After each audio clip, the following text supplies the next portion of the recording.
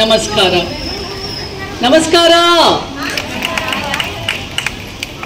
ಎಲ್ಲರಿಗೂ ಸುಸ್ತಾಗ್ಬಿಟ್ಟಿದೆ ಅಲ್ಲ. 1 ಗಂಟೆ. ಎಷ್ಟೋ ಜನ ಸುಮಾರು ಮೈಲಿಗಳಿಂದ ಮಕ್ಕಳನ್ನ ಎತ್ಕೊಂಡು ನನ್ನನ್ನು ಭೇಟಿ ಮಾಡಲಿಕ್ಕೆ ಬಂದಿದ್ದೀರಾ. ತಿಂಡಿ ತಿಂದಿದ್ದೀರೋ, ನೀರು ಕುಡಿದಿದ್ದೀರೋ, ಊಟ ಮಾಡಿದ್ದೀರೋ ನನಗೆ ಗೊತ್ತಿಲ್ಲ. ಬಟ್ ಆದರೆ ನಿಮ್ಮ ಸಮಸ್ಯೆ ಕೇಳಲಿಕ್ಕೆ,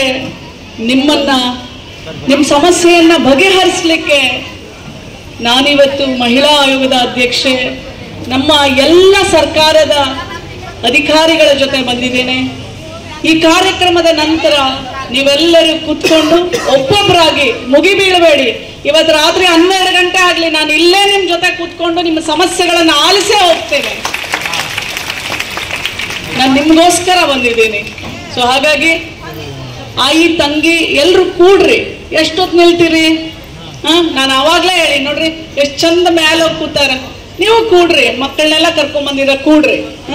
ಈ ನಂತರ ಒಂದಕ್ಕೆ ನಮ್ಮ ದಾನಿಗಳು ಅನ್ನದಾನನೂ ಮಾಡಿದ್ದಾರೆ. ನಾನು ಕೇಳ್ಪಟ್ಟೆ, ಆ ತಾಯಿ 2 ಮಕ್ಕಳು ಸ್ಪಾಟ್ ಆಕ್ಸಿಡೆಂಟಲ್ಲಿ ತೀರೋದ್ರು. ಆ ತಾಯಿನೇ ಇವತ್ತು ನಮಗೆ ಅನ್ನವನ್ನ ಕೊಡ್ತಾ ಇರೋದು. ಇವತ್ತಿಲ್ಲಿ ಆ ತಾಯಿ ಎಲ್ಲಿದ್ದಾರೆ ಆ ತಾಯಿ? ತಾಯಿಮ ನೋಡ್ರಿ, ಆ ಕಡೆ ತಿರುಗಿ ಎಲ್ರಿಗೂ ನೀವು ನೋಡ್ರಿ ಇಲ್ಲಿ ಇಲ್ಲದಾರ ನೋಡ್ರಿ. ಮುಂದ ನೀವು ಕ್ಯಾಮ್ರಾಮನ್ ಕೂಡ್ರಿ. ಆ ತಾಯಿಗೆಲ್ಲರೂ ಒಂದು ಚಪ್ಪಾಳೆ ಹೊಡೀರಿ. ಅವರೇ ಇವತ್ತು ಅನ್ನದಾತೆ ನಮಗೆ. ನಾ ಕೇಳಿದ್ರೆ ಏನ್ ಮಾಡ್ಸಿರಿ ಅಂತ ನಮ್ಮ ಮೀನಾಕ್ಷಿ ಅಕ್ಕ ಹೇಳಿದ್ರು, ಹುಗ್ಗಿ ಮತ್ತ ಬಾತು ಮಾಡ್ಸಾರಂತ. ಇರ್ಲಿ. ನಂತರ ನೋಡ್ರಿ, ಬಸವಣ್ಣನವರು ಹುಟ್ಟಿದ ನಾಡು, ಸಿದ್ದೇಶ್ವರ ಸ್ವಾಮೀಜಿಗಳು ಹುಟ್ಟಿರೋ ನಾಡು. ಇಡೀ ಕರ್ನಾಟಕದಲ್ಲಿ ಇವತ್ತು ವಿಜಯಪುರದಲ್ಲಿ ವಿಧವಾ ಸಭೆ, ವಿಧವಾ ಸಮಾವೇಶ, ವಿಧವೆಯಂದಿರಿಗೆ ಸಾಧಿಸಿದಂತ ವಿಧವೆಯರಿಗೆ ಇವತ್ತು ಸಾಧಕಿಯರ ಸನ್ಮಾನ. ಇವತ್ತು ಎಷ್ಟೋ ತಾಯಂದಿರನ್ನ ಹೆಣ್ಣು ಮಕ್ಕಳು ಸಾಕಿರೋರಿಗೆ ಅವರಿಗೂ ಸನ್ಮಾನ. ಇದು ಇಡೀ ಕರ್ನಾಟಕದಲ್ಲಿ ಇವತ್ತಿನ ದಿನ ಇತಿಹಾಸದಲ್ಲಿ ಉಳಿಯುತ್ತೆ. ಮೀನಾಕ್ಷಿ ಅವರೇ, ಕಲ್ಯಾಣ ಕರ್ನಾಟಕ, ಈ ಮಣ್ಣು ಇವತ್ತು ಇತಿಹಾಸಕ್ಕೆ ಸಾಕ್ಷಿಯಾಗಿದೆ. ಕರ್ನಾಟಕದಲ್ಲಿ ಇದೇ ಮೊದಲನೇ ಬಾರಿ ವಿಧವೆಯರ ಸಭೆ, ವಿಧವೆಯರ ಸಮಾವೇಶವನ್ನ ಹಮ್ಮಿಕೊಂಡಿರೋದು. ವಿಜಯಪುರ ನಾಡಿನ ಮಣ್ಣು ಪುಣ್ಯವಾಯಿತು, ಧನ್ಯವಾಯಿತು. ಯಾಕೆಂದ್ರೆ ಆ ತಾಯಂದಿರ ಗೋಳು, ಆ ತಾಯಂದಿರ ನೋವು, ಆ ತಾಯಂದಿರ ದುಃಖ, ಆ ಸಂಘರ್ಷ, ಆ ಹೋರಾಟ, ಆ ಅವಮಾನಗಳು ಇದಾವಲ್ಲ, ನಾವು 2 ಮಾತಲ್ಲಿ ಹೇಳಕ್ ಸಾಧ್ಯನೇ ಇಲ್ಲ. ಯಾಕೆಂದ್ರೆ ನಾನು ಅಲ್ಲಿಂದ ಬಂದಾಗಿಂದ ನಾನು ನೋಡ್ತಾ ಇದ್ದೀನಿ. ನಾನು ಚಿಕ್ಕವಳ್ರಿ, ನಾನು ದೊಡ್ಡವಳಲ್ಲ. ನಾನು ಕಾಲಿಗೆ ಬಿದ್ದು ಹಳ್ತಾ ಇದ್ದೀನಿ. ನನ್ನ ಕಾಲಿಗೆ ಬೀಳಬೇಡ್ರಿ.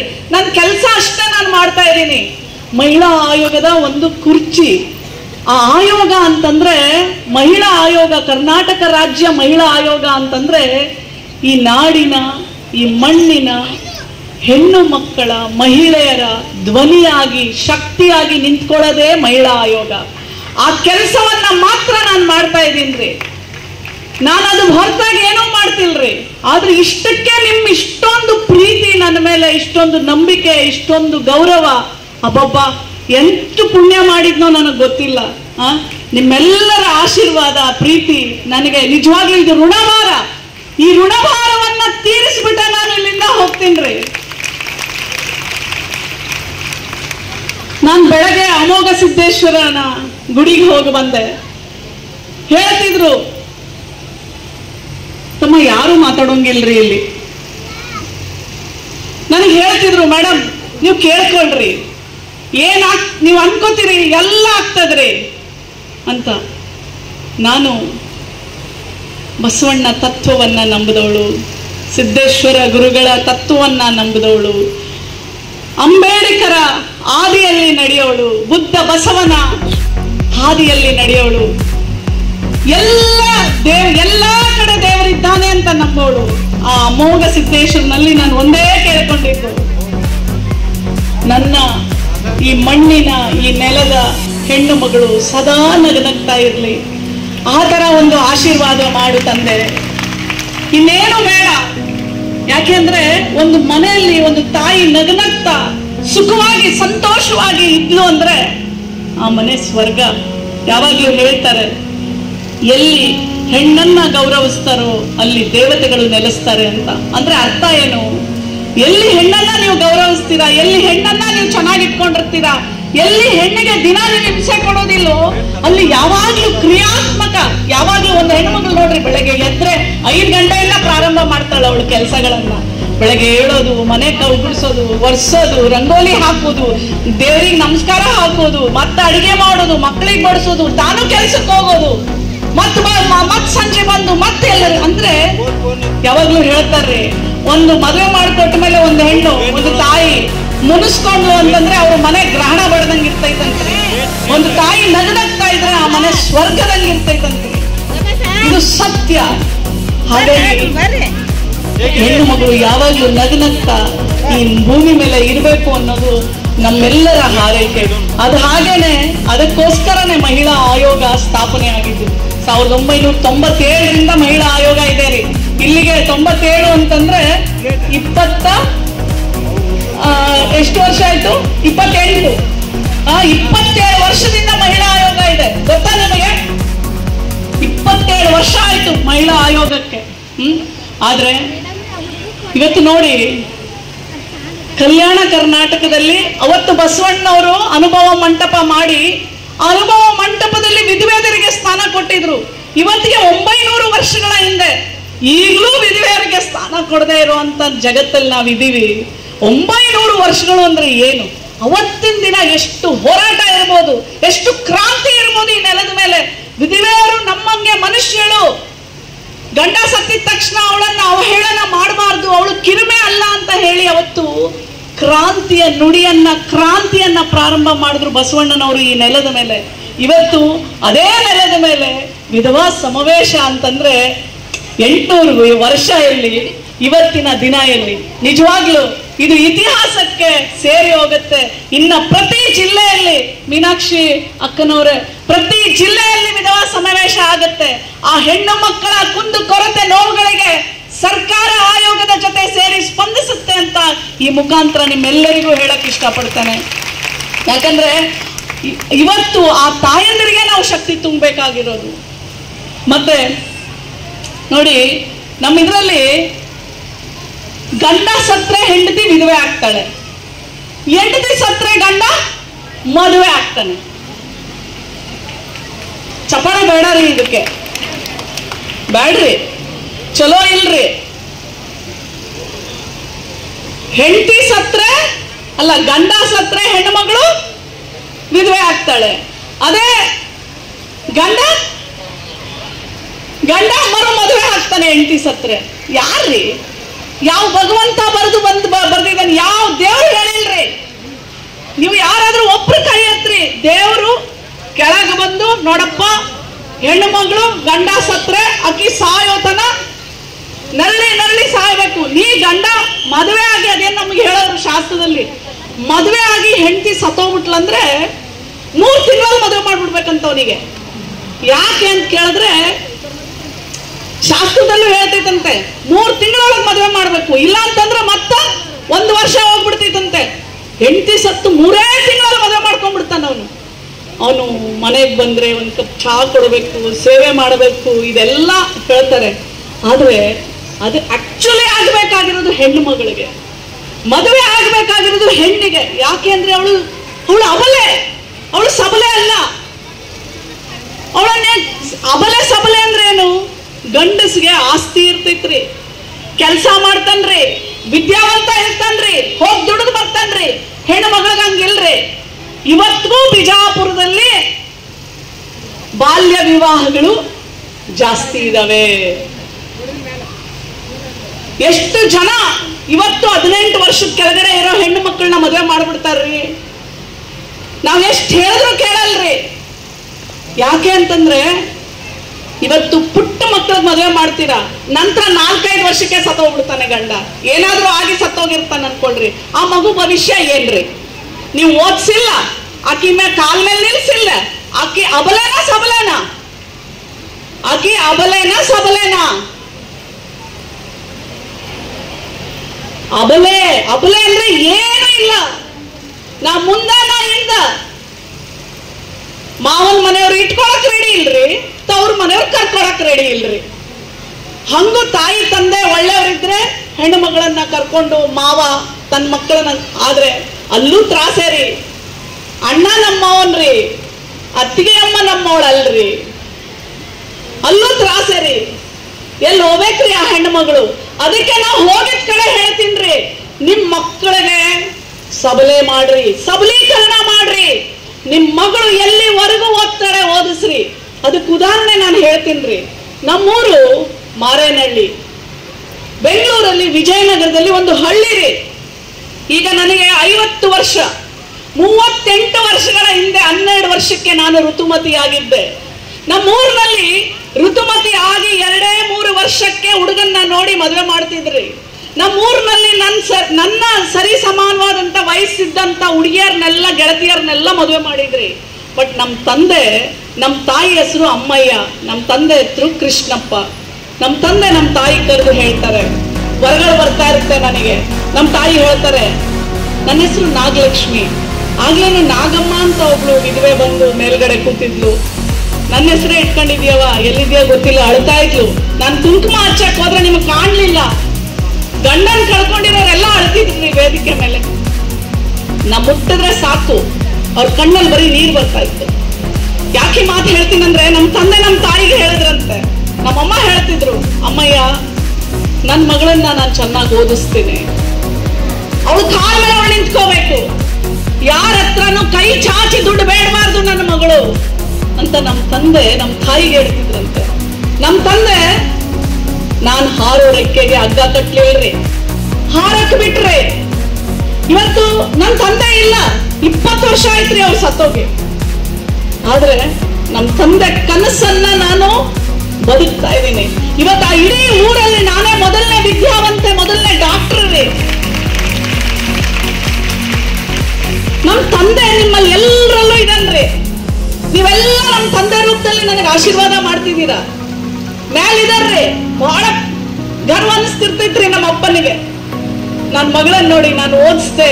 ನನ್ನ ಮಗಳು ನೋಡ್ರಿ, ಯಾವುದೋ ಹಳ್ಳಿ ಹುಟ್ಟಿದಾಕಿ ಇವತ್ತು ವಿಜಯಪುರ ವೇದಿಕೆ ಮೇಲೆ ನಿಂತ್ಕೊಂಡು ಎಷ್ಟೋ ಜನ ಹೆಣ್ಮಕ್ಳನ್ನ ಬಾಚಿ ತಪ್ಪಿ, ನಿಮ್ ಜೊತೆ ನಾನಿದ್ದೀನಿ, ನಿಮ್ಗೆ ಶಕ್ತಿ ನಾನು ತುಂಬ್ತೀನಿ, ಹೆದರಬೇಡ್ರಿ ಅಂತ ಹೇಳ್ತಿದ್ದಾರೆ ಅಂತ ನಮ್ಮ ತಂದೆಗೆ ಎಷ್ಟು ಖುಷಿ ಆಗ್ಬೋದಲ್ರಿ. ನಾನು ಯಾವಾಗ್ಲೂ ಹೇಳ್ತೀನಿ, ನಮ್ಮಪ್ಪ ಅಂಬೇಡ್ಕರ್ ಅಂತ.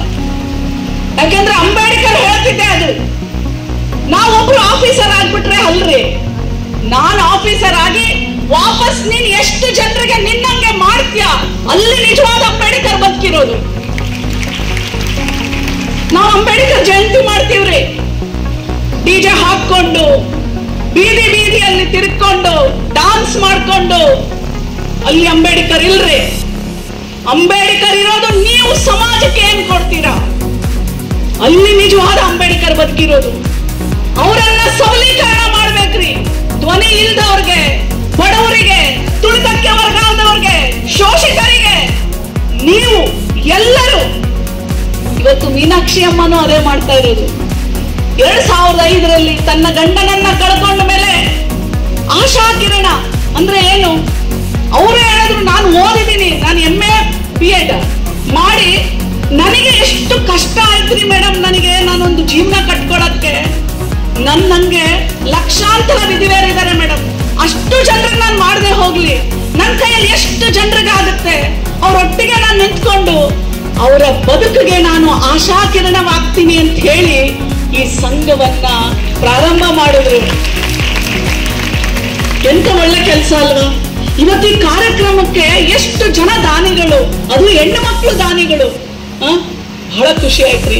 ಇವತ್ತು ಎಷ್ಟು ಜನ ಮಹಿಳೆಯರು ವಿಧಿವೆಯಂದಿರಿಗೆ ನಾನು ಕುಂಕುಮ ಹಚ್ಚಿ, ಇವತ್ತು ನಾನು ಎಲ್ಲಿ IB ಅಲ್ಲ ಗೊತ್ತಿಲ್ಲ ಎಲ್ಲಿ ಬಂದು ಒಂದು ನಮ್ಮ ಮನೆಯಲ್ಲಿ ನೆನ್ನೆ ಒಂದಷ್ಟು ಜನ ಹೆಣ್ಮಕ್ಳು ಬಂದ್ರಿ, ಎಲ್ರಿಗೂ ಅರ್ಶಿನ ಕುಂಕುಮ ಹಚ್ಚಿಬಿಟ್ಟು ಅವ್ರಿಗೆ ತಾಂಬೂಲ ಕೊಟ್ಟು ಮಾಡಿದೆ. ಒಂದು ಹೆಣ್ಮಕ್ಳು ಅಂದ್ಲು, ಮೇಡಮ್ ನನಗೆ ಗಂಡ ಇಲ್ಲ ಮೇಡಮ್, ಕುಂಕುಮ ಬ್ಯಾಡ್ರಿ ಅಂತ. ನಾ ಹೇಳ್ತಿದ್ದೀನಿ, ಇವತ್ತಿಂದ ನೀ ಕುಂಕುಮ ಹಚ್ಕೋ.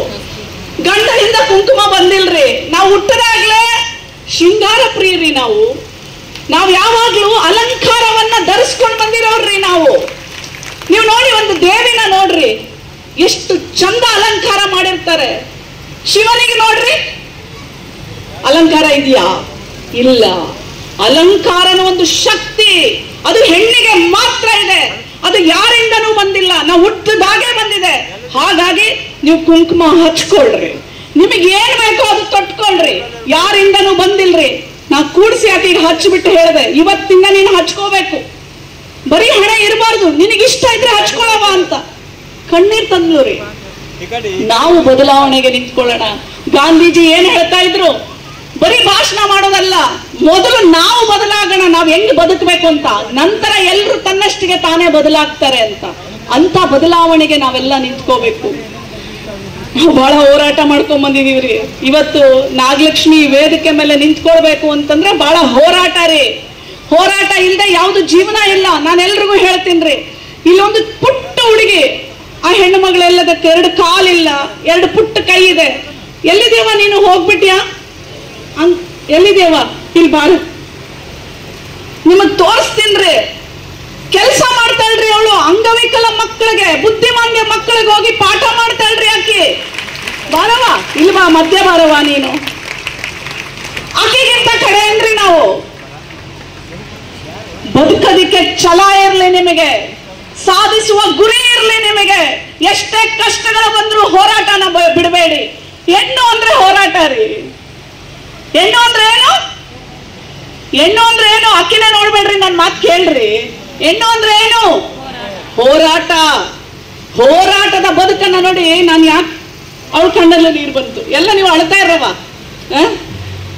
ಹಳು ಅಂದ್ರೆ ನೋಡಿ, ಹೆಣ್ಣು ಭಾವನಾತ್ಮಕ ಜೀವಿ. ಮಾತಾಡಿದ ತಕ್ಷಣ ಅಳ್ತಾಳೆ, ಅವಳಿಗೆ ಭಾವನೆಗಳು ಜಾಸ್ತಿ. ಅವಳನ್ನ ನಾನು ಕೇಳಿದೆ, ಏನವ ನೀನ್ ನನ್ ಭೇಟಿ ಆಗ್ಲಿಕ್ಕೆ ಬಂದಿದ್ದು? ಮೇಡಮ್ ನೀವು ಅಂದ್ರೆ ತುಂಬಾ ಇಷ್ಟ ರೀ ನನಗೆ. ಕೆಲಸ ಏನ್ ಕೆಲಸ ಮಾಡ್ತೀವ? ಕೆಲ್ಸಕ್ಕೆ ಹೋಗ್ತೀವ? ಹ್ಞೂ ಕೆಲಸ ಮಾಡ್ತೀನಿ. ಎಲ್ಲಿ ಹೋಗ್ತೀವ? ಬುದ್ಧಿ ಇಲ್ದಿರೋ ಮಕ್ಕಳಿಗೆ ಪಾಠ ಮಾಡ್ತೀನಿ ಮೇಡಮ್ ಹೋಗಿ. ಅವ್ರಿಗೆ ಪುಸ್ತಕ ಅಂದ್ರೆ ಏನು ಗೊತ್ತಿರಲ್ಲ, ಚಾಕ್ ಪೀಸ್ ಅಂದ್ರೆ ಗೊತ್ತಿರಲ್ಲ, ಊಟ ಹ್ಯಾಂಗ್ ಮಾಡ್ಬೇಕಂತ ಗೊತ್ತಿರಲ್ಲ, ಚಮಚ ಹಿಡಿಯಕ್ಕೆ ಬರೋದಿಲ್ಲ, ತಟ್ಟೆ ಹಿಡಿಯೋಕೆ ಬರೋದಿಲ್ಲ. ಆ ಹೆಣ್ಣು ಮಗಳು ಅವಳ ಜೀವನವನ್ನ ಕಟ್ಕೊಂಡಾದ್ರೆ ನಾವೆಲ್ಲ ಕೈ ಕಾಲು ಕಣ್ಣು ಮೂಗು ಎಲ್ಲ ನೆಟ್ಟಿಗಿರೋರು ನಾವು ಹೋರಾಟ ಮಾಡ್ಬೇಕಾ ಬೇಡವಾ? ಎಲ್ಲಿ ಆವಾಜ ಇಲ್ಲ? ಜೋರಾಗಿ ಪ್ರಮಾಣ ಮಾಡಿ ಎಲ್ಲರೂ ಎದೆ ಮೇಲೆ ಕೈ ಇಟ್ಕೊಂಡು, ವಿಧಿವೇದಿರೆ ಅಂತಲ್ಲ, ಎಲ್ಲರೂ ಹೆಣ್ಣು ಅಂದ್ರೆ ಹೋರಾಟ. ಎಲ್ಲರೂ ಕೈ ಎದೆ ಮೇಲೆ ಇಟ್ಕೊಳ್ಳಿ. ಎಷ್ಟೇ ಕಷ್ಟ ಬರ್ಲಿ ಹೇಳಿ, ಆವಾಜ್ ಜೋರ್ ಇಲ್ರಿ. ಎಷ್ಟೇ ಕಷ್ಟ ಬರ್ಲಿ, ಎಷ್ಟೇ ತೊಂದರೆ ಬರ್ಲಿ, ಯಾರೇ ಅವಮಾನ ಮಾಡ್ಲಿ, ಮರುದಿನ ಹೋರಾಟ.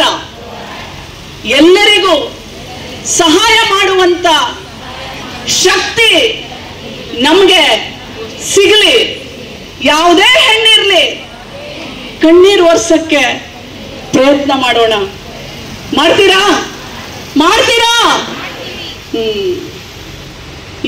ಇದು ನನ್ನ ಹೆಣ್ಣು ಮಕ್ಕಳು ಅಂದ್ರೆ, ಇದು ನನ್ನ ಹೆಣ್ಣಿನ ಶಕ್ತಿ ಅಂದ್ರೆ. ನಾನು ನನ್ನ ಸ್ನೇಹಿತೆಯ ಅಕ್ಕ ಇದ್ದಾಳೆ ಇಲ್ಲಿ, ನಾನು ಅವಳನ್ನ ಅಕ್ಕ ಅಂತಾನೆ ಕರೆಯೋದು, ಉಜ್ಜಕ್ಕ. ಅವಳು ಲಾಯರ್. ನಾನು ಹೇಳಿದೆ, ಉಜ್ಜಕ್ಕ ನಾಳೆ ನಾನಲ್ಲೊಂದು ಕಾರ್ಯಕ್ರಮಕ್ಕೆ ಹೋಗ್ತಾ ಇದ್ದೀನಿ, ನೀವು ಲಾಯರ್ ತಾನೆ, ನೀವು ಬನ್ನಿ. ಅಲ್ಲಿ ಎಷ್ಟು ಜನ ಹೆಣ್ಣು ಮಕ್ಕಳಿಗೆ ಲಾಯರ್ ಬೇಕು ಅಂತಂದ್ರೆ ನೀವು ಹೋರಾಟ ಮಾಡಬೇಕು ಅಂತ. ಮೀನಾಕ್ಷಿ ಅಮ್ಮ ಅವ್ರು ಏನ್ ಹೇಳಿದ್ರು ಗೊತ್ತಾ? ನಾಗಲಕ್ಷ್ಮಿ, ನಾನು ಒಬ್ಳೇ ಬರಲ್ಲ, ನಾನು 32 ಸ್ಟೂಡೆಂಟ್ಸ್ ನ ಕರ್ಕೊಂಡ್ ಬರ್ತೀನಿ, ಎಲ್ಲರೂ ಅವ್ರ ಜೊತೆ ನಿಂತ್ಕೋತಾರೆ ಅಂತಂದ್ರು. ಎಷ್ಟು ಹೆಮ್ಮೆ ಅನಿಸ್ತು ಗೊತ್ತೇನ್ರಿ? ಆತರ ಎಷ್ಟೋ ಜನ ಮಹಿಳೆಯರಿದ್ದಾರೆ. ನಾನು ಎಲ್ಲರೂ ಹೆಸರು ಹೇಳೋ ಅವಶ್ಯಕತೆ ಇಲ್ಲ. ನಿಮ್ದಾದಂತ ರೀತಿಯಲ್ಲಿ ಸಹಾಯ ಮಾಡಿ. ಸಿದ್ದೇಶ್ವರ ಸ್ವಾಮೀಜಿನ ನಂಬ್ತೀರ ತಾನೆ? ಎಷ್ಟು ಜನ ನಂಬ್ತೀರ? ಕೈ ಎತ್ತಿ. ಗಂಡು ಮಕ್ಕಳನ್ನು ಎತ್ತಬೇಕ್ರಿ. ಸಿದ್ದೇಶ್ವರ ಸ್ವಾಮೀಜಿ ಮೇಲೆ ಪ್ರಮಾಣ ರೀ ಇದು. ನಾವು ತಿನ್ನೋ ಊಟದಲ್ಲಿ ಒಂದು ಊಟ, ಒಂದು ತುತ್ತು ಹಂಚಿ ಬದುಕೋಣ. ಬದುಕ್ತೀರಾ? ಬದುಕ್ತೀರಾ? ಆವಾಜ್ ಇಲ್ಲ. ಬದುಕಬೇಕು, ಬದುಕಬೇಕು. ಅದೇ ಇಂಪಾರ್ಟೆಂಟ್ ಇರೋದು, ಗೊತ್ತಾಯ್ತಾ? ಮೊದಲಿಗೆ ಗಂಡ ಸತ್ರೆ ಹೆಂಡತಿ ವಿಧವೆ. ಎಲ್ರು ಹೇಳೋರು, ಬಾರವ ಎಷ್ಟು ಅಳತಿಯ ಅಳು, ನಿನ್ನ ಮನಸ್ಸೆಲ್ಲ ಗುರ ಆಗ್ಬೇಕ್ರಿ. ಅದ್ಕು ಚೆನ್ನಾಗಿ ಹತ್ಕೊ ಆಕಿ. ಅದಕ್ಕೆ ಏನು ನ್ಯಾಯ ಕೊಡಬೇಕು, ಆಕಿ ದಾರಿ ಹೆಂಗ್ ಮಾಡಬೇಕು ಇಲ್ರಿ, ಅದನ್ನ ಕಾನೂನು ಮಾಡಿದ್ದು. ನೀವು ಹಳೋದಲ್ಲ ತಂಗಿ, ನಿನಗೆ ಅಧಿಕಾರ ಇದೆ, ನಿನಗೆ ಹಕ್ಕಿದೆ, ನೀವು ಹೋರಾಟ ಮಾಡಿದ್ರೆ ನಿಮಗೆ ಸಿಗತ್ತೆ ಅಂತ ಹೇಳಿದವ್ರು ಯಾರು ನೋಡೋಣ? ಹೇಳ್ರಿ, ಒಬ್ರು ಹೇಳ್ರಿ. ವಿಜಯಪುರದಲ್ಲಿ ಇರೋರು ಯಾರು ಹೇಳಿದ್ರಿ? ಹೇಳವ, ಜೋರಾಗಿ ಹೇಳವ. ಡಾಕ್ಟರ್ BR, ಜೋರಾಗಿ ಹೇಳ್ರಿ.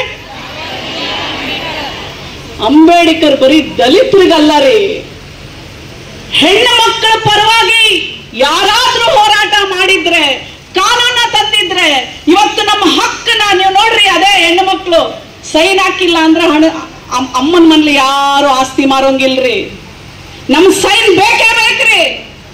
ಅವಾಗ ಕರೆದು ಹೇಳ್ತಾರೆ, ನಮ್ಮ ಹತ್ರ 10 ಸೈಟ್ ಇದೆ, ನಿನಗೆ 1 ಸೈಟ್ ಕೊಡ್ತೀನಿ ಅಂತ ಹೇಳ್ತಾರೆ. ಯಾಕಂದ್ರೆ ಸೈನ್ ಬೇಕಲ್ರಿ.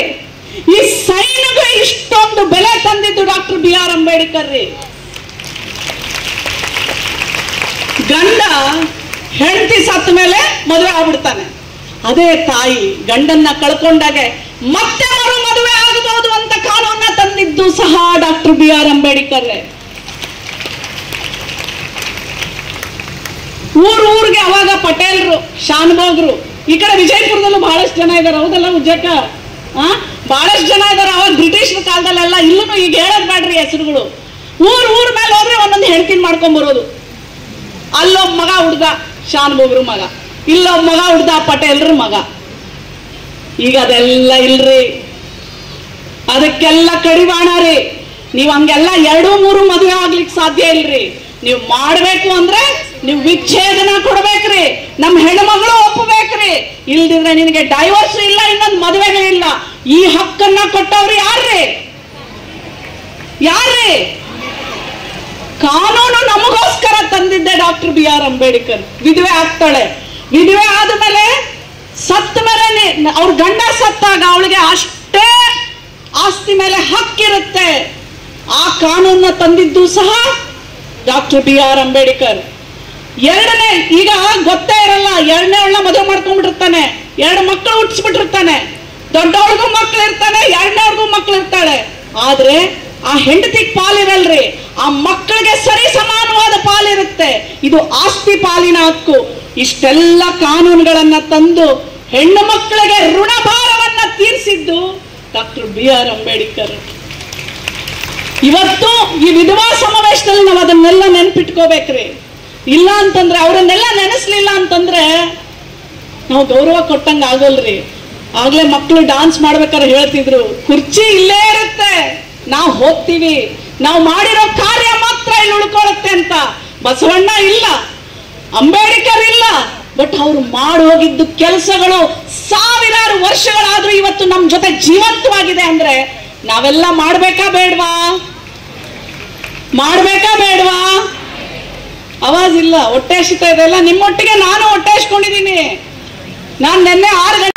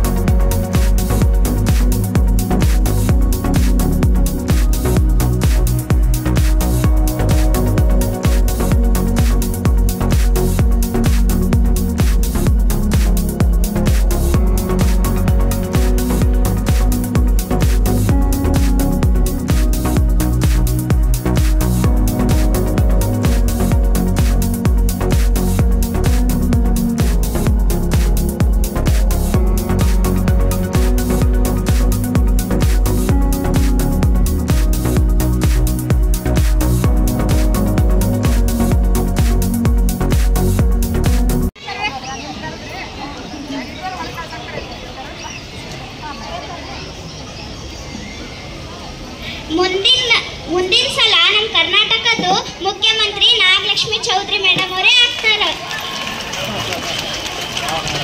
ಮತ್ ನಾ ಕಣಿ ಹೇಳದಕ್ಕಿನ್ ನನ್ ಮರಿಬೇಡ್ರಿ ಮೇಡಮ್.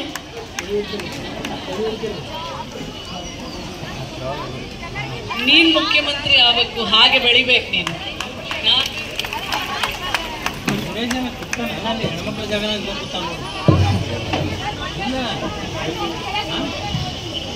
ಮುದು ವಿದ್ಯಾರ್ಥಿನಿಗೆ ಧನ್ಯವಾದಗಳು.